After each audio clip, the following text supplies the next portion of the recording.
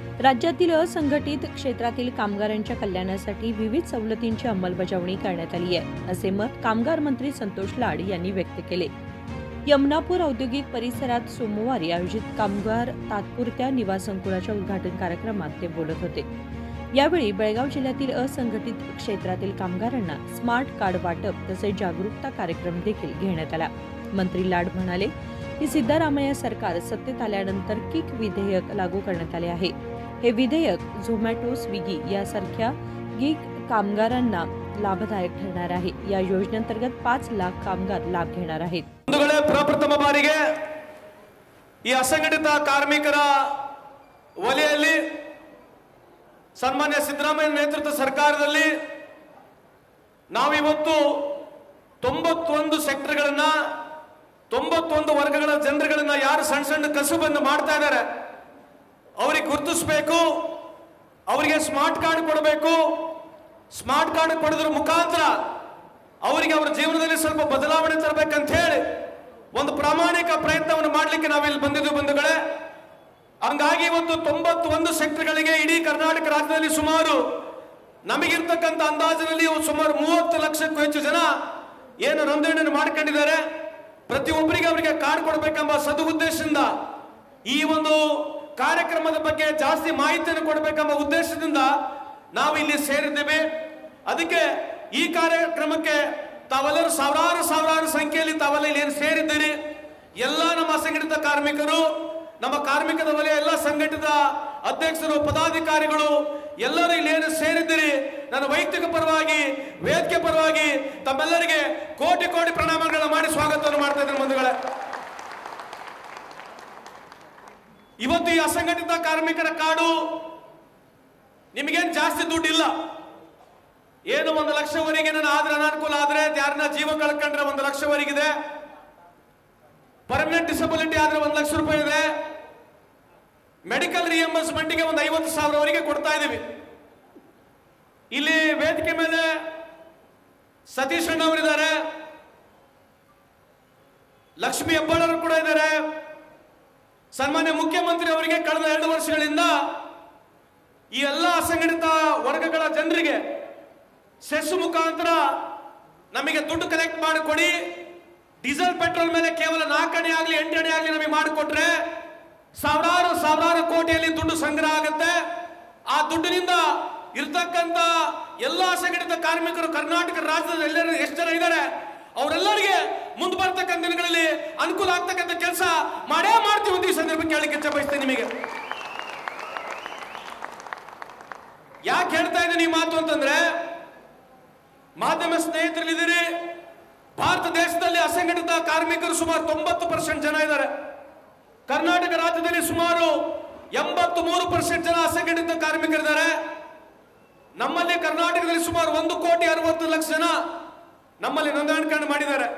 ಹಂಗಾಗಿ ಎಲ್ಲರಿಗೆ ಅನುಕೂಲ ಆಗಬೇಕಾಗಿದ್ರೆ ಈ ಒಂದು ಡೀಸೆಲ್ ಪೆಟ್ರೋಲ್ ಮೇಲೆ ಸೆಸ್ ನಾವು ಕಲೆಕ್ಟ್ ಮಾಡಿದ್ರೆ ಎಲ್ಲರಿಗೆ ಅನುಕೂಲ ಆಗುತ್ತೆ ಅಂತ ಹೇಳಿ ಸರ್ಕಾರಕ್ಕೆ ಮನವಿ ಮಾಡ್ತಾ ಇದ್ದೀವಿ। ಮುಂದೆ ನಾನು ಈ ಮಾತನ್ನು ಕೊಡ್ತೇನೆ, ವೇದಿಕೆ ಮೇಲಿರ್ತಕ್ಕಂಥ ಶಾಸಕರು, ಸಚಿವರುಗಳು ಎಲ್ಲರೂ ಸರ್ಕಾರದ ಗಮನವನ್ನು ಸೆಳೆದು ಒತ್ತಡವನ್ನು ತಂದು ಈ ಕಾರ್ಯಕ್ರಮ ನಿಮಗೆ ದೊಡ್ಡ ಪ್ರಮಾಣದಲ್ಲಿ ಮಾಡ್ತೀವಿ ಅಂತ ಈ ಸಂದರ್ಭಕ್ಕೆ ಹೇಳಲಿಕ್ಕೆ ಇಚ್ಛೆ ಬಯಸ್ತೇನೆ। ನಾವು ಬಂದಾಗಲಿಂದ ಸುಮಾರು ಸಿದ್ದರಾಮಯ್ಯ ಸರ್ಕಾರ, ಕಾಂಗ್ರೆಸ್ ಸರ್ಕಾರ ಬಂದ ನಂತರ ನಾವು ಇವತ್ತು 3 ಬಿಲ್ಗಳನ್ನ, ಪ್ರಮುಖವಾದಂತಹ ಬಿಲ್ಗಳನ್ನ ತಂದಿದ್ದೇವೆ। ಒಂದು ಗಿಗ್ ಬಿಲ್ ತಂದಿದ್ದೇವೆ। ಗಿಗ್ ಬಿಲ್ ಅಂತಂದ್ರೆ ಯಾರು ಝೊಮ್ಯಾಟೊ, ಸ್ವಿಗ್ಗಿ, ಅಮೆಜಾನ್ ಈ ತರ ಬ್ಲಿಂಕಿಟ್ ಇರ್ತಕ್ಕಂಥ ಈ ಆಪ್ ಬೇಸ್ ನಲ್ಲಿ ಯಾರು ಟ್ರಾನ್ಸ್ಪೋರ್ಟೇಷನ್ ಅಲ್ಲಿ ಕೆಲಸ ಮಾಡ್ತಾ ಇರ್ತಾರೆ, ಯಾರು ಈ ವಲಯದಲ್ಲಿ ಕೆಲಸ ಮಾಡ್ತಾರೆ ಅವರಿಗೆ ಗಿಗ್ ವರ್ಕರ್ಸ್ ಅಂತ ಹೇಳ್ತೀವಿ। ಇವತ್ತು ಈ ವೇದಿಕೆ ಮುಖಾಂತರ ರಾಹುಲ್ ಗಾಂಧಿ ಅವರನ್ನು ನೆನೆಸಬೇಕು। ಭಾರತ್ ಜೋಡೋ ಕಾರ್ಯಕ್ರಮದಲ್ಲಿ ಈ ಒಂದು ಗಿಗ್ ಆರ್ಗನೈಸೇಷನ್, ಈ ಗಿಗ್ ವರ್ಕರ್ಸ್ ಬಗ್ಗೆ ರಾಹುಲ್ ಗಾಂಧಿ ಅವರ ಹತ್ರ ಹೋಗಿ ಮನವಿ ಮಾಡಿದಾಗ ಅವರು ಹೆಚ್ಚಿನ ಕಾಳಜಿ ವಹಿಸಿ ಇವತ್ತು ಕರ್ನಾಟಕ ರಾಜ್ಯದಲ್ಲಿ, ಭಾರತ ದೇಶದಲ್ಲಿ ಗಿಗ್ ಬಿಲ್ ಅತಿ ಉತ್ತಮವಾದಂತಹ ಬಿಲ್ಲು ಭಾರತ ದೇಶದಲ್ಲಿ ಎಲ್ಲೇ ಬಂದಿದ್ರೆ ಅದು ಕರ್ನಾಟಕ ರಾಜ್ಯದಲ್ಲಿ ಅಂತ ಈ ಸಂದರ್ಭಕ್ಕೆ ಹೇಳಲಿಕ್ಕೆ ಇಚ್ಛೆ ಬಯಸ್ತೇನೆ। ಸುಮಾರು 5 ಲಕ್ಷಕ್ಕೂ ಹೆಚ್ಚು ಜನರು ಇದರ ವಲಯದಲ್ಲಿ ಬರ್ತಾರೆ, ಅವ್ರಿಗೆ ಅನುಕೂಲ ಆಗ್ತಕ್ಕಂಥ ಕೆಲಸ ಆಗುತ್ತೆ। ಎರಡನೇದು ಸಿನಿ ಬಿಲ್ ಅನ್ನು ತಂದಿದ್ದೇವೆ। ಭಾರತ ದೇಶದಲ್ಲಿ ಎಲ್ಲಿ ಇಲ್ಲ ಸಿನಿ ಬಿಲ್। ಸಿನಿ ಬಿಲ್ ಅಂತಂದ್ರೆ ಏನಂತಂದ್ರೆ ನಮ್ಮ ಕರ್ನಾಟಕ ರಾಜ್ಯದಲ್ಲಿ ಸುಮಾರು 4 ಕೋಟಿ ಜನರು ವರ್ಷದಲ್ಲಿ ಪಿಕ್ಚರ್ ಅನ್ನು ನೋಡ್ತಾರೆ. ಆ ಟಿಕೆಟ್ ಏನಿದೆ, ಆ ಟಿಕೆಟ್ ವ್ಯಾಲ್ಯೂ ಬೇಸ್ಡ್ ಏನಿದೆ, ಆ ಟಿಕೆಟ್ಗೆ ನಾವು 1-5% ಒಳಗಡೆ ಸೆಸ್ ಅನ್ನ ಕಲೆಕ್ಟ್ ಮಾಡ್ತಾ ಇದೀವಿ ಎಕ್ಸ್ಟ್ರಾ. ಅದ್ರ ಜೊತೆಗೆ ಸರ್ಕಾರ ಸಹಭಾಗಿತ್ವವಾಗಿ ಅಷ್ಟೇ ದುಡ್ಡು ಕೊಡುತ್ತೆ. ಅದರಿಂದ ಸುಮಾರು ಲಕ್ಷಾಂತರ ಜನರು ಈ ಸಿನಿ ಫೀಲ್ಡ್ ಅಲ್ಲಿ ಕೆಲಸ ಮಾಡ್ತಿದ್ದಾರೆ. ಕ್ಯಾಮರಾಮನ್ ಇರ್ಬೋದು, ಸ್ಪಾಟ್ ಬಾಯ್ ಇರ್ಬೋದು, ಮೇಕಪ್ ಆರ್ಟಿಸ್ಟ್ ಇರ್ಬೋದು, ಸ್ಟಂಟ್ ಮ್ಯಾನ್ ಗಳು ಇರ್ಬೋದು, ಸೈಡ್ ಡಾನ್ಸರ್ಸ್ ಇರ್ಬೋದು, ಡೈಲಿ ವೇಜ್ ಬರ್ತಕ್ಕಂಥ ಆಕ್ಟಿಂಗ್ ಮಾಡ್ತಕ್ಕಂಥ ಜನರು ಇರ್ಬೋದು, ಸೈಡ್ ಆರ್ಟಿಸ್ಟ್ ಇರ್ಬೋದು, ಪೌರಾಣಿಕ ನಾಟಕ ಮಾಡ್ತಕ್ಕಂಥವ್ರು, ಡ್ರಾಮಾ ಮಾಡ್ತಕ್ಕಂಥವ್ರು, ಕರ್ನಾಟಕ ರಾಜ್ಯದಲ್ಲಿ ಮೂಲೆ ಮಲೆಯಲ್ಲಿರ್ತಕ್ಕಂಥ ಗೊಂಬೆ ಆಟ ಮಾಡ್ತಕ್ಕಂಥವ್ರು, ತೊಗಲು ಗೊಂಬೆ ಆಟ ಮಾಡ್ತಕ್ಕಂಥವ್ರು, ಕಿಳೆ ಕ್ಯಾತರು, ಯಾರು ಈ ರೀತಿಯ ವೃತ್ತಿಯಲ್ಲಿ ಯಾರಿದ್ದಾರೆ ಅವರೆಲ್ಲರಿಗೆ ಅನುಕೂಲ ಆಗ್ತಕ್ಕಂಥ ಬಿಲ್ಲು ಕರ್ನಾಟಕ ರಾಜ್ಯ ಪ್ರಪ್ರಥಮವಾಗಿ ಭಾರತ ದೇಶದಲ್ಲಿ ಮಾಡಿದಂತೆ ಈ ಸಂದರ್ಭ ಕೇಳಲಿಕ್ಕೆ ಇಚ್ಛೆ ಬಯಸ್ತೇನೆ ನಿಮಗೆ. ಅದೇ ರೀತಿಯಾಗಿ ಟ್ರಾನ್ಸ್ಪೋರ್ಟ್ ಬಿಲ್ ಅನ್ನು ಮಾಡಿದ್ದೇವೆ. ಟ್ರಾನ್ಸ್ಪೋರ್ಟ್ ಬಿಲ್ ನಲ್ಲಿ ಆಲ್ರೆಡಿ ನಮಗೆ ದುಡ್ಡು ಬರಲಿಕ್ಕೆ ಪ್ರಾರಂಭ ಆಗಿದೆ. ಟ್ರಾನ್ಸ್ಪೋರ್ಟ್ ಬಿಲ್ ನಲ್ಲಿ ಯಾರು ಡ್ರೈವರ್ಗಳಿದ್ದಾರೆ, ಮೊದಲು ಯಾರು ವೈಟ್ ಬ್ಯಾಡ್ಜ್ ಇತ್ತು, ಬ್ಯಾಡ್ಜಿಗೆ ಮಾತ್ರ ಅವರು ನಮಗೆ ಟ್ರಾನ್ಸ್ಪೋರ್ಟ್ ಫಂಡ್ ನಾವು ರಿಜಿಸ್ಟರ್ ಮಾಡ್ತಾ ಇದ್ವಿ. ಇವತ್ತು ಯಾರ ಹತ್ರ ಕಮರ್ಷಿಯಲ್ ಲೈಸೆನ್ಸ್ ಇದೆ, ಯಾರು ಆಟೋ ರಿಕ್ಷಾ ಡ್ರೈವರ್ಗಳಿದ್ದಾರೆ, 407 ಡ್ರೈವರ್ ಇದ್ದಾರೆ, ಯಾರು ಸಿವಿಲ್ ಟ್ರಕ್ ಡ್ರೈವರ್ಗಳಿದ್ದಾರೆ, ಬಸ್ ಡ್ರೈವರ್ ಇರ್ಬೋದು, ಕ್ಲೀನರ್ಗಳು ಇರ್ಬೋದು, ಕಮರ್ಷಿಯಲ್ ಗಾಡಿ ಓಡಿಸ್ತಕ್ಕಂಥ ಯಾರ್ಯಾರು ಡ್ರೈವರ್ ಇರ್ಬೋದು, ಪಂಚರ್ ಮೆಕ್ಯಾನಿಕ್ ಇರ್ಬೋದು, ಬೈಕ್ ಮೆಕ್ಯಾನಿಕ್ ಇರ್ಬೋದು, ನಿಮಗೆ ಯಾರು ನಿಮ್ಮ ಗ್ಯಾರೇಜ್ ಮಾಲೀಕರು ಇರ್ಬೋದು, ಇವರೆಲ್ಲರೂ ಈ ಟ್ರಾನ್ಸ್ಪೋರ್ಟ್ ರಿಲೇಟೆಡ್ ಇರ್ತಕ್ಕಂಥ ಯಾರ್ಯಾರು ಕೆಲಸ ಮಾಡ್ತಿದ್ದಾರೆ, ಲಾಜಿಸ್ಟಿಕ್ಸ್ ಕಂಪ್ನಿನಲ್ಲಿ ಯಾರು ಕೆಲಸ ಮಾಡ್ತಿದ್ದಾರೆ ಅವರೆಲ್ಲರೂ ಈ ಟ್ರಾನ್ಸ್ಪೋರ್ಟ್ ಬಿಲ್ ಅಲ್ಲಿ ಬರ್ತಾರೆ. ಪ್ರಪ್ರಥಮವಾಗಿ ಇವತ್ತು ಯಾರಿಗನ ಅಪಘಾತ ಆಗಿ ಅವ್ರ ಜೀವ ಕಳ್ಕೊಂಡ್ರೆ 5 ಲಕ್ಷ ರೂಪಾಯಿ ಕೊಡ್ತಕ್ಕಂಥ ಕಾರ್ಯಕ್ರಮ ಕರ್ನಾಟಕ ರಾಜ್ಯದಲ್ಲಿ ಪ್ರಾರಂಭ ಆಗಿದೆ ಅಂತ ಈ ಸಂದರ್ಭ ಕೇಳಲಿಕ್ಕೆ ಬಯಸ್ತೇನೆ.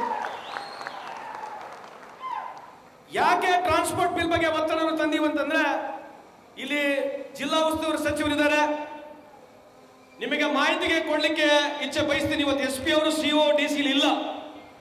ಕರ್ನಾಟಕದಲ್ಲಿ ತಾಸಿಗೆ 20 ಆಕ್ಸಿಡೆಂಟ್ಗಳಾಗ್ತವೆ.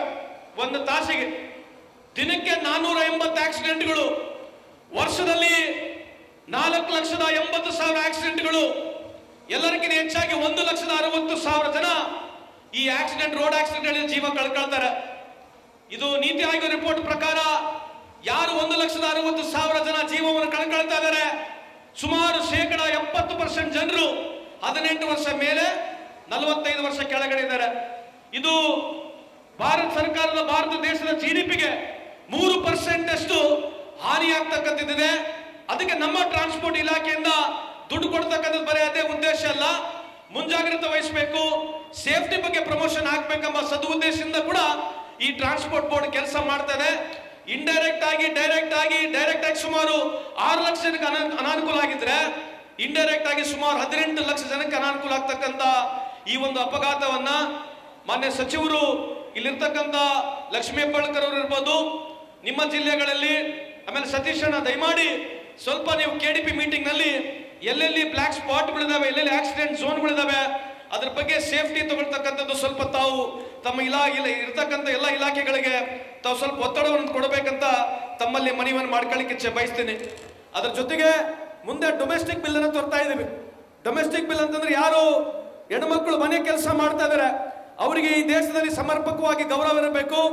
ಅವ್ರು ಏನು ಕೆಲಸ ಮಾಡ್ತಾರೆ ಆ ಕೆಲಸಕ್ಕೆ ತಕ್ಕವಾಗಿ ಅವರಿಗೆ ಹಣವನ್ನು ಸಿಗಬೇಕೆಂಬ ಸದುದ್ದೇಶದಿಂದ ಮುಂದೆ ಬರ್ತಕ್ಕಂಥ ದಿನಗಳಲ್ಲಿ ನಾವು ಈ ಡೊಮೆಸ್ಟಿಕ್ ಬಿಲ್ ಅನ್ನು ತರ್ತಾ ಇದ್ದೀವಿ. ಇನ್ನೊಂದು ಕಾರ್ಯಕ್ರಮ ಸತೀಶ್ ಅಣ್ಣ ಅವರೇ, ಆಶಾದೀಪ ಅಂತ ಒಂದು ಕಾರ್ಯಕ್ರಮ ಪ್ರಾರಂಭ ಮಾಡಿದ್ದೀವಿ ಲಕ್ಷ್ಮೀ ಹೆಬ್ಬಾಳ್ಕರ್.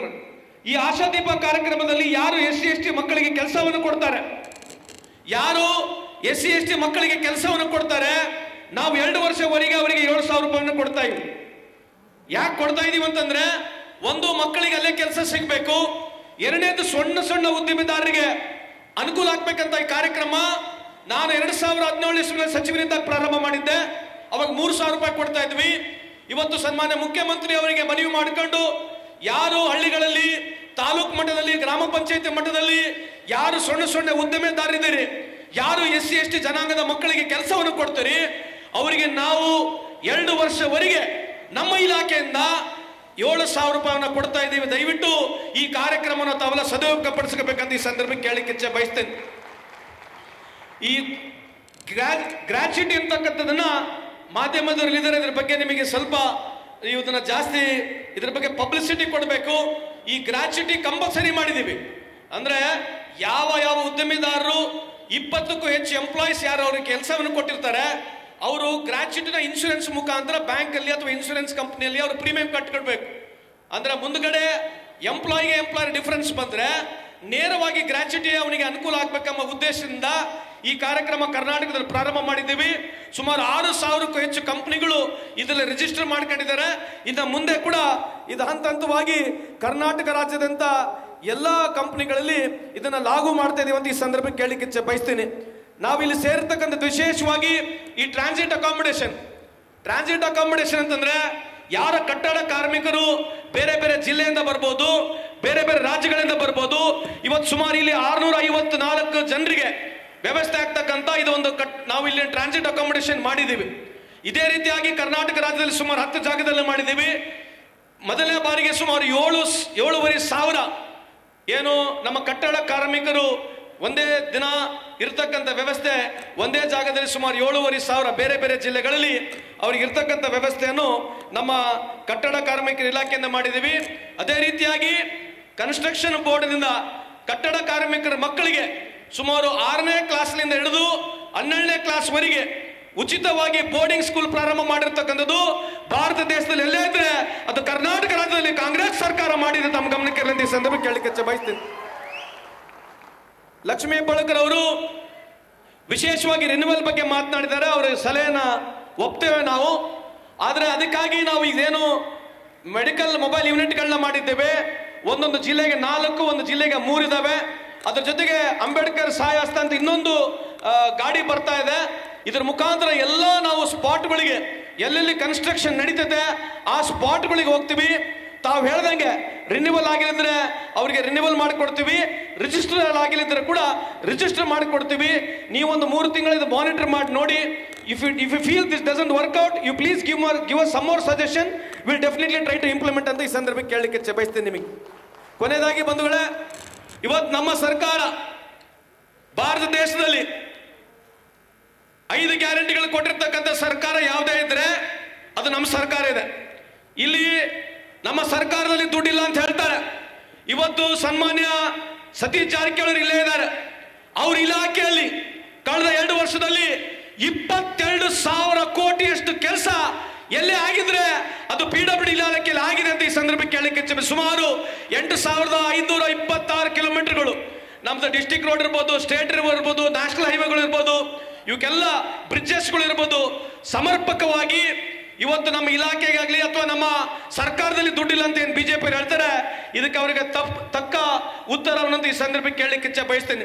ಅದೇ ರೀತಿಯಾಗಿ ಲಕ್ಷ್ಮೀ ಹೆಬ್ಬಾಳ್ಕರ್ ಅವರ ಖಾತೆಯಲ್ಲಿ ಸುಮಾರು 1,24,00,000 ಮಹಿಳೆಯರಿಗೆ ತಿಂಗಳಿಗೆ 2,000 ರೂಪಾಯಿ ಅಂತೆ ಕೊಡ್ತಕ್ಕಂಥ ಕಾರ್ಯಕ್ರಮ ಇಡೀ ಭಾರತ ದೇಶದಲ್ಲಿ ಎಲ್ಲೇ ಇದ್ರೆ ಅದು ಕರ್ನಾಟಕ ರಾಜ್ಯದಲ್ಲಿ ಇದೆ. ತಮ್ಮ ಗಮನಕ್ಕೆ ಇರಲಿ ಅಂತ ಈ ಸಂದರ್ಭಕ್ಕೆ ಕೇಳಲಿಕ್ಕೆ ಬಯಸ್ತೇನೆ. ಬಿಜೆಪಿ ಅವರಿಗೆ ಒಂದು ಸವಾಲಿದೆ. ನಾವು ಈ 5 ಗ್ಯಾರಂಟಿಗಳು ವರ್ಷಕ್ಕೆ 60,000 ಕೋಟಿ ಖರ್ಚು ಮಾಡ್ತಾ ಇದೀವಿ. ಎಷ್ಟ್ರಿ? ಎಷ್ಟು? ವರ್ಷಕ್ಕೆ 60,000 ಕೋಟಿ. 5 ವರ್ಷಕ್ಕೆ ಎಷ್ಟಾಯ್ತು ನೀವು ಲೆಕ್ಕ ಹಾಕ್ರಿ. ಕೆತ್ನಾವ ಬಜಾನ್ 3 ಲಕ್ಷ ಕೋಟಿ. ವರ್ಷಕ್ಕೆ 60,000 ಕೋಟಿ. 5 ವರ್ಷಕ್ಕೆ 3 ಲಕ್ಷ ಕೋಟಿ. ಬಡವರ ಮನೆಗೆ ದುಡ್ಡು ಮುಟ್ಟತಕ್ಕಂಥ ಕೆಲಸ ಯಾವುದೇ ಸರ್ಕಾರ ಮಾಡಿದ್ರೆ ಕಾಂಗ್ರೆಸ್ ಸರ್ಕಾರ, ಕರ್ನಾಟಕ ಸರ್ಕಾರ ಅಂತ ಈ ಸಂದರ್ಭ ಕೇಳಲಿಕ್ಕೆ ಬಯಸ್ತೇನೆ. ನಾವು 3 ಲಕ್ಷ ಕೋಟಿ ಕೊಟ್ರೆ ಕೇಂದ್ರದಲ್ಲಿರ್ತಕ್ಕಂಥ ಬಿಜೆಪಿ ಸರ್ಕಾರ ಕಳೆದ 11 ವರ್ಷ ಆಯ್ತು ಮೋದಿ ಸಾಹೇಬ್ರ ಸರ್ಕಾರ ಬಂದು ಅವ್ರು ನೋಡಿ ಮಾಡಿರ್ತಕ್ಕಂಥ ಕಾರ್ಯಕ್ರಮ ಏನಿದೆ. 2016-18 ಇಸ್ವಿನಲ್ಲಿ ಅದಾನಿ ಅವರ ಆದಾಯ ಕೇವಲ 64,000 ಕೋಟಿ ಇತ್ತು. It was only $8 billion. ಇವತ್ತು ಅದಾನಿ ಅವರ ಆದಾಯ 13 ಲಕ್ಷ ಕೋಟಿ ಇದೆ ಬಂಧುಗಳೇ. ನಾವು ಕೆರೆ ನೀರು ಎಲ್ಲಿಗೆ ಚೆಲ್ಬೇಕು? ಕೆರೆ ನೀರು ಕೆಲ್ಲಿಗೆ ಚೆಲ್ತಾ ಇದೀವಿ. ನಾವು ಬಡವರಿಗೆ ದುಡ್ಡು ಕೊಡ್ತಾ ಇದ್ರೆ ಕೇಂದ್ರದಲ್ಲಿರ್ತಕ್ಕಂಥ ನರೇಂದ್ರ ಮೋದಿ ಸಾಹೇಬ್ರ ಸರ್ಕಾರ ಇವತ್ತು ಸುಮಾರು 13 ಲಕ್ಷ ಕೋಟಿ ಲಾಭ ಅದಾನಿ ಅವ್ರದ್ದಾಗಿದೆ. ಅದೇ ರೀತಿಯಾಗಿ ರಿಲಯನ್ಸ್ ಕಂಪನಿ ಅವ್ರದ್ದು 25 ಲಕ್ಷ ಕೋಟಿ. ಈ ತರ ಹೇಳ್ತಾ ಹೋದ್ರೆ ಹಲವಾರು ಹೇಳ್ಬೋದು. ಆದರೆ ನಮ್ಮ ಕಾಂಗ್ರೆಸ್ ಸರ್ಕಾರ ಕೇಂದ್ರದಲ್ಲಿ ಅಧಿಕಾರಕ್ಕೆ ಬರಲಿ, ರಾಜ್ಯದಲ್ಲಿ ಅಧಿಕಾರಕ್ಕೆ ಬರಲಿ, ನಾವು ಮಾಡಿರ್ತಕ್ಕಂಥ ಕಾರ್ಯಕ್ರಮಗಳು ತಮ್ಮ ಗಮನವನ್ನು ಸೆಳೆಯಲಿಕ್ಕೆ ಇಚ್ಛೆ ಬಯಸ್ತೀನಿ. ಇವತ್ತು ಹೊಸದಾಗಿ ಪ್ರಾರಂಭ ಮಾಡಿದ್ದಾರೆ, ಮಾತಾಡ್ಬೋದಾ ಸಾಕ? ಬಿಜೆಪಿಯವರು ಹೊಸದಾಗಿ ಪ್ರಾರಂಭ ಮಾಡಿದ್ದಾರೆ $4 ಟ್ರಿಲಿಯನ್ GDP ಅಂತ ಹೇಳಿ. ಪತ್ರಿಕಾ ಮಾಧ್ಯಮದಲ್ಲಿದ್ದಾರೆ, ಸ್ವಲ್ಪ ನನಗೆ ಮಾತಾಡಕ್ಕೆ ಅವಕಾಶ ಕೊಡ್ಬೇಕು. ನೀವು ಇದನ್ನ ಕೇಳಬೇಕು. ಇದು $4 ಟ್ರಿಲಿಯನ್ ಎಕಾನಮಿ ಇದೆ. ಇದು 145 ಕೋಟಿ ಜನರ ವಹಿವಾಟದ ಖರ್ಚು. ವರ್ಷದಲ್ಲಿ 145 ಕೋಟಿ ಜನ ಏನು ವಹಿವಾಟದಲ್ಲಿ ಖರ್ಚು ಮಾಡ್ತಾರೆ, ಅದನ್ನೆಲ್ಲ ನಾವು ಕ್ಯಾಲ್ಕುಲೇಷನ್ ಮಾಡಿದ್ರೆ ಈ ದೇಶದ GDP ಅಂತ ಹೇಳ್ತೀವಿ, ಗ್ರಾಸ್ ಡೊಮೆಸ್ಟಿಕ್ ಪ್ರಾಡಕ್ಟ್ ಅಂತ ಹೇಳ್ತೀವಿ. ಅದನ್ನೆಲ್ಲ ಸೇರಿದ್ರೆ ನಾವು $4 ಟ್ರಿಲಿಯನ್ ಎಕಾನಮಿ. ಏನು ಬಿಜೆಪಿ ಅವರು ಬೆನ್ ತಟ್ಕೊಂಡು ಹೇಳಿದ್ದು. ಒಂದು ಉದಾಹರಣೆ ಕೊಡ್ತೀನಿ. ಇದೇ ಅಮೆರಿಕ ಸುಮಾರು 26 ಕೋಟಿ ಜನಸಂಖ್ಯೆ ಇದೆ, ಆದ್ರೆ ಅವ್ರದ್ದು $28 ಟ್ರಿಲಿಯನ್ ಎಕಾನಮಿ ಇದೆ. ಚೈನಾ ನಮ್ಮಷ್ಟೇ ಇರ್ತಕ್ಕಂಥ ಏನು 140 ಕೋಟಿ ಜನಸಂಖ್ಯೆ ಚೈನಾದಿದೆ, ಆದ್ರೆ ಅವ್ರದ್ದು 19 ಟ್ರಿಲಿಯನ್ ಎಕಾನಮಿ ಇದೆ. ಯಾಕೆ ಹೇಳ್ತಾ ಇದ್ದೀನಿ ಮಾತಂತಂದ್ರೆ, ಇಲ್ಲಿ ಪರ್ ಕ್ಯಾಪಿಟಲ್ ಇನ್ಕಮ್ ಇರ್ತದೆ. ಅಂದ್ರೆ ಒಬ್ಬ ಮನುಷ್ಯ ಒಂದು ವರ್ಷಕ್ಕೆ ಎಷ್ಟು ಆದಾಯನ ದುಡಿತಾನೆ ಅಂತಕ್ಕಂಥದ್ದು ಬಹಳ ಪ್ರಮುಖ ಆಗಿರ್ತದೆ. ಇದ್ರ ಬಗ್ಗೆ ದಯಮಾಡಿ ಪತ್ರಿಕಾ ಮಾಧ್ಯಮದವರು ನೀವು ಬಿಜೆಪಿಯವ್ರನ್ನ ಪ್ರಶ್ನೆ ಮಾಡಬೇಕು. ಪರ್ ಕ್ಯಾಪಿಟಲ್ ಇನ್ಕಮ್ ಇವತ್ತು ಇಡೀ ಭಾರತ ದೇಶದಲ್ಲಿ ಪರ್ ಕ್ಯಾಪಿಟಲ್ ಇನ್ಕಮ್ ನೋಡಿದ್ರೆ ಕರ್ನಾಟಕ ನಂಬರ್ 1 ಸ್ಥಾನದಲ್ಲಿದೆ. ಯಾಕಿದೆ ಅಂತಂದ್ರೆ, ಏನು ನಾವು 60,000 ಕೋಟಿ ಬಡವರಿಗೆ ಕೊಡ್ತಾ ಇದೀವಿ, ಅದು ಪುನಃ ಮಾರ್ಕೆಟಿಗೆ ವಾಪಸ್ ಬರುತ್ತೆ. ಅದರಿಂದ ಬಡವರಿಗೆ ಖರ್ಚು ಮಾಡತಕ್ಕಂತ ಶಕ್ತಿ ಜಾಸ್ತಿ ಮಾಡಿದ್ಕೆ ಇವತ್ತು ಭಾರತ ದೇಶದಲ್ಲಿ 2,02,000 ವರ್ಷಕ್ಕೆ ಆದಾಯ ಖರ್ಚು ಮಾಡತಕ್ಕಂತ ರಾಜ್ಯ ಯಾವುದೇ ಇದ್ರೆ ಅದು ಕರ್ನಾಟಕ ರಾಜ್ಯ ಅಂತ ಈ ಸಂದರ್ಭಕ್ಕೆ ಕೇಳಲಿಕ್ಕೆ ಇಚ್ಛೆ ಬಯಸ್ತೇನೆ ನಿಮಗೆ. ಗುಜರಾತ್ 10 ನಂಬರ್ನಾಗ ಇಲ್ಲ ಸತೀಶಣ್ಣ. ಗುಜರಾತ್ ಮಾಡೆಲ್ ಇವ್ರೇನು ಮಾಡ್ತಾ ಇದ್ದಾರೆ, ಗುಜರಾತ್ ಯಾವ್ದ್ರಲ್ಲಿ ನಂಬರ್ 1 ಇಲ್ಲ. ಬಿಜೆಪಿ ಇಡೀ ದೇಶಕ್ಕೆ ಗುಜರಾತ್ ನಂಬರ್ 1 ಮಾಡೆಲ್ ಅಂತ ಹೇಳಿ ಇವತ್ತು ಮಾಡಿರ್ತಕ್ಕಂಥ ಬಿಜೆಪಿ ಅವರಿಗೆ ಇದು ಸಮಯದ ಅಭಾವ ಇದೆ, ಅದಕ್ಕೆ ನಾನು ಜಾಸ್ತಿ ಮಾತನಾಡಕ್ಕೆ ಹೋಗುದಿಲ್ಲ. ಅದಕ್ಕಾಗಿ ಬಹಳಷ್ಟು ಜನರು ತಾವಿಲ್ಲಿ ಸೇರಿದಿರಿ, ಸಮಯದ ಅಭಾವ ಬೇರಾಗಿದೆ. ಹಂಗಾಗಿ ಈ ಕಾರ್ಯಕ್ರಮವನ್ನು ಯಶಸ್ವಿ ಮಾಡಲಿಕ್ಕೆ ವಿಶೇಷವಾಗಿ ನಮ್ಮ ಸೇಠ್ ಬೈ, ನಮ್ಮ ಆಸಿಫ್ ಸೇಠ್ನವರು 3 ದಿನ ಕಾಲ ಇಲ್ಲಿ ವಿಶೇಷವಾಗಿ ಇಲ್ಲಿ ಬಂದ್ಬಿಟ್ಟು ಅವರೇ ನೇರವಾಗಿ ಈ ಒಂದು ಕಾರ್ಯಕ್ರಮದಲ್ಲಿ ಭಾಗಿಯಾಗಿರೋ ಜೊತೆಗೆ ಈ ಟೆಂಟ್ ಹೊಡೆದಾಗಿರ್ಲಿ ಎಲ್ಲ ಕೆಲಸಗಳಿಗೆ ಅವರು ಭಾಗಿಯಾಗಿದ್ದಾರೆ.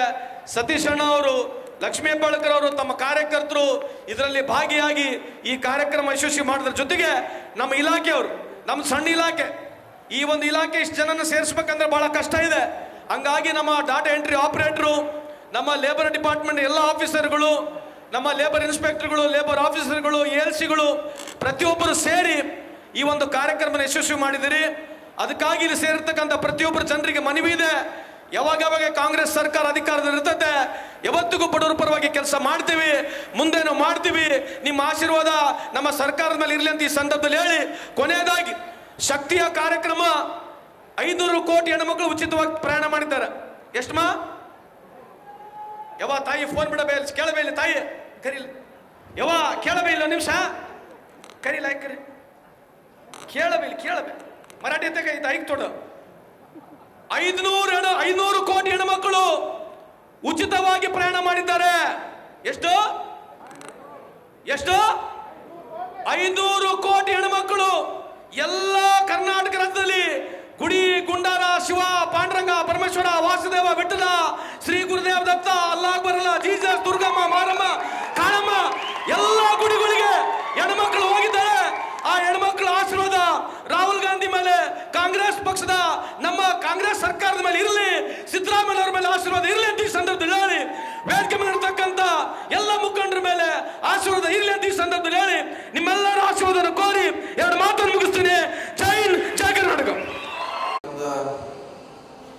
ಭಾಗವತದ ಎಲ್ಲ ಕಟ್ಟಡ ಕಾರ್ಮಿಕರೇ, ಮಾಧ್ಯಮದ ಮಿತ್ರರೇ, ಕಳೆದ 2 ವರ್ಷಗಳಲ್ಲಿ ಸನ್ಮಾನ್ಯ ಸಿದ್ದರಾಮಯ್ಯ ನೇತೃತ್ವದ ಸರ್ಕಾರ ಬಂದ ಮೇಲೆ ಸಂತೋಷ್ ಲಾಡ್ ಅವರ ನೇತೃತ್ವ ಕಾರ್ಮಿಕ ಇಲಾಖೆ ಹಲವಾರು ಕಾರ್ಯಕ್ರಮ ನೀಡುವ ಮೂಲಕ ರಾಜ್ಯದಲ್ಲಿ ಹೊಸ ಒಂದು ಕಾರ್ಮಿಕ ಇಲಾಖೆಯಲ್ಲಿ ಒಂದು ಕ್ರಾಂತಿಯನ್ನು ಮಾಡಿದೆ ಅಂತ ಹೇಳಿಕೆ ತಪ್ಪಾಗಲಾರದು. ಯಾಕಂದರೆ ಹಿಂದೆ ಈ ಇಲಾಖೆ ಇದ್ರೂ ಕೂಡ ಅಷ್ಟು ಜನರನ್ನು ಮುಟ್ಟುವಂಥ ಪ್ರಯತ್ನ ಮಾಡಿರಲಿಲ್ಲ. ಅವ್ರು ಬಂದ ಮೇಲೆ ಹಲವಾರು ಹೊಸ ಹೊಸ ಯೋಜನೆಗಳು, ಹೊಸ ಹೊಸ ಕಾರ್ಮಿಕರಿಗೆ ಸಹಾಯ ಸವಲತ್ತುಗಳು ಮತ್ತು ಇದನ್ನು ಇಲಾಖೆಯನ್ನು ಇನ್ನು ಹೊಸ ತಂತ್ರಗಾರಿಕೆ ಮೂಲಕ, ಟೆಕ್ನಾಲಜಿ ಮೂಲಕ ನಿಮಗೆ ಮುಟ್ಟಿಸಬೇಕಂತ ಕಳೆದ 2 ವರ್ಷಗಳಿಂದ ಸಂತೋಷ್ ಲಾಡ್ ಅವರು ಸತತ ಪ್ರಯತ್ನ ಫಲವಾಗಿ ಇವತ್ತು ಕಾರ್ಮಿಕರಿಗೆ ಯಾರು ಹೊರಗಡೆಯಿಂದ ಬರ್ತಾರೆ ಅವರಿಗೆ ತಾತ್ಪರ್ಯವಾಗಿ ಬೆಳಗಾವಿಯಲ್ಲಿ ಇರಲಿಕ್ಕೆ, ಇಲ್ಲೇ ಇದ್ದು ಕೆಲಸ ಮಾಡಲಿಕ್ಕೆ ಇವತ್ತು ಒಂದು ವಸತಿ ಸಮುಚ್ಚಯವನ್ನು ನಾವು ಉದ್ಘಾಟನೆ ಮಾಡ್ತೇವೆ. ಇದೇ ಅವರ 2 ವರ್ಷದ ಸಾಧನೆ, ಸಿದ್ದರಾಮಯ್ಯ ಅವರ ಸಾಧನೆ ಅಂತ ಭಾಳ ಹೆಮ್ಮೆಯಿಂದ ಹೇಳಬೇಕಾಗ್ತದೆ. ಈ ಮುಂಚೆ ಕೂಡ ಇಲಾಖೆಯಲ್ಲಿ ಸಾಕಷ್ಟು ದುಡ್ಡಿದ್ರು ಕೂಡ ಅದು ನಿಮಗೆಲ್ಲ ಮುಟ್ಟಿಸ್ಬೇಕು, ಅದರ ಲಾಭ ನಿಮಗೆ ಆಗಬೇಕಂತ ಯಾರು ಕೂಡ ಇಷ್ಟು ಸುದೀರ್ಘ ಚಿಂತನೆ ಮಾಡಿರಲಿಲ್ಲ. ಸಂತೋಷ್ ಲಾಡ್ ಅವರು ಬಂದ ಮೇಲೆ ಸಾಕಷ್ಟು ತಮ್ಮದೇ ಆದ ಅನುಭವದಿಂದ ಈ ಇಲಾಖೆಗೆ ಒಂದು ಕಾಯಕಲ್ಪ ಕೊಡುವಂಥ ಪ್ರಾಮಾಣಿಕ ಪ್ರಯತ್ನ ಮಾಡಿದ್ದಾರೆ. ಅದರ ಫಲವಾಗಿ ಇವತ್ತು ಸ್ಮಾರ್ಟ್ ಕಾರ್ಡ್ ಕೂಡ ಕೊಡ್ತಾ ಇದ್ದಾರೆ. ಅದರಲ್ಲಿ ಕೆಲವು ವರ್ಗಗಳು, ಜಾತಿಗಳು ಕೂಡ ಬಿಟ್ಟು ಹೋಗಿದ್ದೀವಿ, ಅವನು ಕೂಡ ಸೇರಿಸಿದ್ದಾರೆ. ಬಹುಶಃ ಅವರ ಸವಿಸ್ತರವಾಗಿ ಹೇಳಿದ್ದಾರೆ ಯಾರ್ಯಾರು ಇದರಲ್ಲಿ ಬರ್ತಾ ಇದ್ದಾರೆ, ಯಾವ ವರ್ಗದವರು ಇದಕ್ಕೆ ಲಾಭ ಪಡಲಿಕ್ಕೆ ಬರ್ತಿದ್ದಾರೆ ಅನ್ನೋ ಮಾತನ್ನು ಹೇಳಿದ್ದಾರೆ. ಈಗಾಗಲೇ ಬಹುಶಃ ಮದುವೆ ಆದರೆ 50,000, ಶಿಕ್ಷಣಕ್ಕೆ 50,000 ರೂಪಾಯಿನ ಕೊಡುವಂಥ ಮಹತ್ವದ ಈ ಇಲಾಖೆಯಲ್ಲಿದೆ. ಹಲವಾರು ಯೋಜನೆ ಕಾರ್ಮಿಕರಂತೆ ಮೊದಲು ವಿಭಿನ್ನವಾಗಿ ನೋಡುವಂಥ ಕಾಲ ಇತ್ತು. ನಮ್ಮ ಸರ್ಕಾರ ಬಂದ ಮೇಲೆ ಕಾರ್ಮಿಕರು ಕೂಡ ಪ್ರೊಫೆಷನಲ್ ಆಗಿರಬೇಕು, ಪ್ರೊಫೆಷನಲ್ ಆಗಿ ಅವರು ಜೀವನ ಮಾಡಬೇಕು, ಅವ್ರಿಗೆ ಎಲ್ಲ ಸವಲತ್ತುಗಳು ಸಿಗಬೇಕಂತ ಸರ್ಕಾರದ ಒಂದು ದಿಟ್ಟ ನಿಲುವಿನಿಂದ ಇವತ್ತು ಭಾಳಷ್ಟು ಕಾರ್ಮಿಕ ಇಲಾಖೆ, ವಿಶೇಷವಾಗಿ ಕಟ್ಟಡ ಕಾರ್ಮಿಕರ ಇವತ್ತು ಅವರ ಭವಿಷ್ಯ ಭಾಳಷ್ಟು ಬದಲಾಗ್ತಿದೆ. ಅದಿನ್ನೂ ಬದಲಾಗಲಿ, ಅವರಿಗೆಲ್ಲ ಸರ್ಕಾರದ ಸವಲತ್ತು ಸಿಗಂತ ಇವತ್ತು ನಿಮ್ಮ ಮುಂದೆ ಆ ಇಲಾಖೆ ಸರ್ಕಾರ ಬಂದಿದೆ. ಸ್ಮಾರ್ಟ್ ಕಾರ್ಡ್ನಿಂದ ಭಾಳಷ್ಟು ಅನುಕೂಲ ಆಗಲಿದೆ ನಿಮಗೆ. ಬಹುಶಃ ಆನ್ಲೈನ್ ಮೇಲೆ ಅದಕ್ಕೆ ಅನುಕೂಲ ಮಾಡುವಂಥ ಪ್ರಯತ್ನ ಇಲಾಖೆಯಿಂದ ಆಗ್ತಾ ಇದೆ. ಯಾಕೆ ನೀವು ಎಲ್ಲಿ ಕೂಡ ಅಲಿದಾಡುವಂಥ ಅವಶ್ಯಕತೆ ಇಲ್ಲ. ಆನ್ಲೈನ್ ಮೇಲೆ ನಿಮ್ಮ ಸಮಸ್ಯೆಗಳನ್ನು, ಪರಿಹಾರಗಳನ್ನು, ಸವಲತ್ತುಗಳನ್ನು ಪಡೀಲಿಕ್ಕೆ ಭಾಳಷ್ಟು ಅನುಕೂಲ ರೀತಿಯಲ್ಲಿ ಇಲಾಖೆ ಸಚಿವರು ಭಾಳಷ್ಟು ಮುತುವರ್ಜಿ ವಹಿಸಿ ಕೆಲಸ ಮಾಡ್ತಿದ್ದಾರೆ. ವಿಶೇಷವಾಗಿ ಮೊನ್ನೆ ಕೂಡ ಕಟ್ಟಡ ಕಾರ್ಮಿಕರಿಗೆ 3 ವಸತಿ ಶಾಲೆಗಳನ್ನು ಮೊನ್ನೆ ಮಂಜೂರು ಮಾಡಿದ್ದಾರೆ. 3 ವಸತಿ ಶಾಲೆಗಳನ್ನು ರಾಜ್ಯದಲ್ಲಿ ನಿಮ್ಮ ಮಕ್ಕಳ, ವಿಶೇಷವಾಗಿ ನಿಮಗೆ ಅಲ್ಲಿ ಪ್ರಾತಿನಿಧ್ಯ ಕೊಡುವಂಥ ಶಾಲೆಗಳನ್ನು ಅವರು ಕಾಲಾವಧಿಯಲ್ಲಿ 3 ಜಿಲ್ಲೆಗೆ ಮಾಡಿದ್ದಾರೆ. ನಾವು ಮೊನ್ನೆ ಅವ್ರು ಹೇಳಿದ್ವಿ ಪ್ರತಿ ಜಿಲ್ಲೆಯಲ್ಲಿ ಅದು ಬೆಳಗಾವಿ ಅತಿ ದೊಡ್ಡ ಜಿಲ್ಲೆ. ಬೆಳಗಾವಿಯಲ್ಲಿ ಕೂಡ ಅಂಥ ಶಾಲೆ ಆದರೆ ಅವ್ರ ಮಕ್ಕಳು ಕೂಡ ಒಳ್ಳೆಯ ಶಿಕ್ಷಣ ಪಡೀಲಿಕ್ಕೆ ಅನುಕೂಲ ಆಗ್ತದೆ. ನಿಮ್ಮ ಮಕ್ಕಳು ಬೇರೆ ಶಾಲೆಗೆ ಅಲ್ಲಿಗಾಡೋದು ಅವಶ್ಯಕತೆ, ನಿಮಗೆ ಮೀಸಲಾತಿ ಇರುವಂಥ ಕಟ್ಟಡ ಕಾರ್ಮಿಕರಿಗೆ ಮೀಸಲಾತಿ ಇರುವಂಥ 3 ವಸತಿ ಶಾಲೆಗಳನ್ನು ಮಂಜೂರು ಮಾಡಿದ್ದಾರೆ. ಮುಂದಿನ ದಿನಗಳಲ್ಲಿ ಪ್ರತಿ ಜಿಲ್ಲೆಗೆ 1 ಶಾಲೆಗಳನ್ನು ಮಾಡುವಂಥ ಒಂದು ಯೋಜನೆ ಈ ನಮ್ಮ ಇಲಾಖೆ ಸಚಿವರ ಮುಂದಿದೆ. ಅಲ್ಲಿ ನನಗೆ ಭಾಳ ಹೆಮ್ಮೆ ಅನಿಸ್ತಾ ಇದೆ. ಯಾಕಂದರೆ ಶಾಲೆ ಭಾಳ ಅವಶ್ಯಕತೆ. ಯಾಕಂದ್ರೆ ಅವ್ರು ಎಲ್ಲೋ ದುಡಿಲಿಕ್ಕೆ ಅವ್ರು ಹೋದಾಗ ಅವ್ರ ಮಕ್ಕಳ ಭವಿಷ್ಯ ಭಾಳಷ್ಟು ಕುಂಠಿತಗೊಳ್ಳುತ್ತದೆ. ಅಂಥ ಶಾಲೆಯಲ್ಲಿ ಹಾಕಿದ್ರೆ ಒಂದು 10-12 ವರ್ಷ ಅವರು ಗ್ರ್ಯಾಜುಯೇಟ್ ಆಗಿ ಬರಲಿಕ್ಕೆ ಅನುಕೂಲ ಆಗ್ತದೆ. ಇಂಥ ಹೊಸ ಹೊಸ ಯೋಜನೆಗಳನ್ನು ಸಚಿವರ ಮಾಡ್ತಾ ಇರೋದು ನಮಗೆಲ್ಲ ಹೆಮ್ಮೆಯ ವಿಚಾರ. ಭಾಳಷ್ಟು ಇನ್ನೂ ಸಾಕಷ್ಟು ದುಡ್ಡಿದೆ ಅದರಲ್ಲಿ. ನಿಮ್ಮ ದುಡ್ಡು ಅದರಲ್ಲಿ ಕಟ್ಟಡ ದುಡ್ಡಿನಿಂದ ನಿಮಗೆ ಕಲ್ಯಾಣ ಕಾರ್ಯಕ್ರಮ ಆಗಲಿ, ನಿಮ್ಮ ಭವಿಷ್ಯ ಜೊತೆಗೆ ನಿಮ್ಮ ಮಕ್ಕಳ ಭವಿಷ್ಯ ಕೂಡ ಉತ್ತಮ ಆಗಲಿ ಅಂತ ಹಲವಾರು ಕನಸುಗಳಿಟ್ಟು ಸಂತೋಷ್ ಲಾಡ್ ಅವರು ಈ ಕಾರ್ಯಕ್ರಮ ಮಾಡ್ತಿದ್ದಾರೆ. ಈ ಕಾರ್ಯಕ್ರಮ ನಿಮಗೆಲ್ಲ ಅರಿವು ಮೂಡಿಸುವಂಥ ಕಾರ್ಯಕ್ರಮ, ಜಾಗೃತಿ ಮೂಡಿಸುವಂಥ ಕಾರ್ಯಕ್ರಮ. ಇಲಾಖೆಯಲ್ಲಿ ಯಾವ್ಯಾವ ಕಾರ್ಯಕ್ರಮ ಇದೆ, ಯಾವ ಸೌಲಭ್ಯಗಳಿದೆ, ಯಾವ ರೀತಿ ಪಡಿಬೇಕಂತ ಅಂತ ಒಂದು ಕಾರ್ಯಕ್ರಮ ಇವತ್ತು ಮಾಡ್ತಾ ಇರೋದು ನಮಗೆಲ್ಲ ಸಂತೋಷ. ಈ ಇಲಾಖೆಯಿಂದ ಇನ್ನೂ 16 ಕಾರ್ಯಕ್ರಮಗಳು, ವಿಶೇಷವಾಗಿ ಆಸ್ಪತ್ರೆಗಳನ್ನು ಕೂಡ ನಿರ್ಮಾಣ ಮಾಡಿ, ಏನು ತಪ್ಪಾಗಲಿಕ್ಕಿಲ್ಲ. ವಿಶೇಷವಾಗಿ ಕಾರ್ಮಿಕರಿಗೆ ಅಥವಾ ಕಟ್ಟಡ ಕಾರ್ಮಿಕರಿಗೆ ಆಸ್ಪತ್ರೆಗಳನ್ನು ಕೂಡ ನಿರ್ಮಾಣ ಮಾಡಿದ್ರೆ ತಪ್ಪಾಗಲಿಕ್ಕೆ ಅನ್ನೋ ಮಾತನ್ನು ಈ ಸಂದರ್ಭದಲ್ಲಿ ಸಚಿವರಿಗೆ ಗಮನಕ್ಕೆ ತರ್ತಾ, ಎಷ್ಟು ಸಾಧ್ಯ ಇದೆ ಅವರಿಗೆ ಸೌಲಭ್ಯಗಳನ್ನು ಕೊಡಲಿಕ್ಕೆ ಶೈಕ್ಷಣಿಕವಾಗಿ, ವೈದ್ಯಕೀಯವಾಗಿ ಅವೆಲ್ಲ ಸವಲತ್ತುಗಳನ್ನು ಇನ್ನು ಬರುವಂಥ 3 ವರ್ಷಗಳಲ್ಲಿ ಅವ್ರಿಗೆ ಸಿಗಲಿ, ಅವರ ಬದುಕು ಕಲ್ಯಾಣ ಆಗಲಂಥ ಸಂದರ್ಭದಲ್ಲಿ ಹಾರೈಸಿ, ಇವತ್ತು ವಿಶೇಷವಾಗಿ ಈ ಕಟ್ಟಡ ಹೊರ ಕಾರ್ಮಿಕರಿಗೆ ಇರಲಿಕ್ಕೆ ತಂಗುದಾಣ ಮಾಡುವಂಥ ಪ್ರಯತ್ನ ಅವರ ಕಾಲಾವಧಿಯಲ್ಲಿ ಆಗಿದೆ. ಅವೆಲ್ಲ ಇನ್ನೂ ಹೆಚ್ಚು ಆಗಲಿ, ನಿಮಗೆ ಹೆಚ್ಚು ಸವಲತ್ತುಗಳು ಈ ಇಲಾಖೆಯಿಂದ ಸಿಗಲಿ ಅನ್ನೋ ಮಾತನ್ನು ಮತ್ತೊಮ್ಮೆ ತಮಗೆ ಹೇಳುತ್ತಾ, ಅತ್ಯಂತ ಹೆಚ್ಚು ಮುತುವರ್ಜಿ ವಹಿಸಿ ಇಲಾಖೆಯನ್ನು ಪ್ರಗತಿಯತ್ತ ಒಯ್ಯಬೇಕು ಅನ್ನುವ ಸಚಿವರಲ್ಲಿ ಒಬ್ಬರಾಗಿರುವಂಥ ಸಂತೋಷಗಳು ಇವತ್ತು ಬಂದಿದ್ದಾರೆ.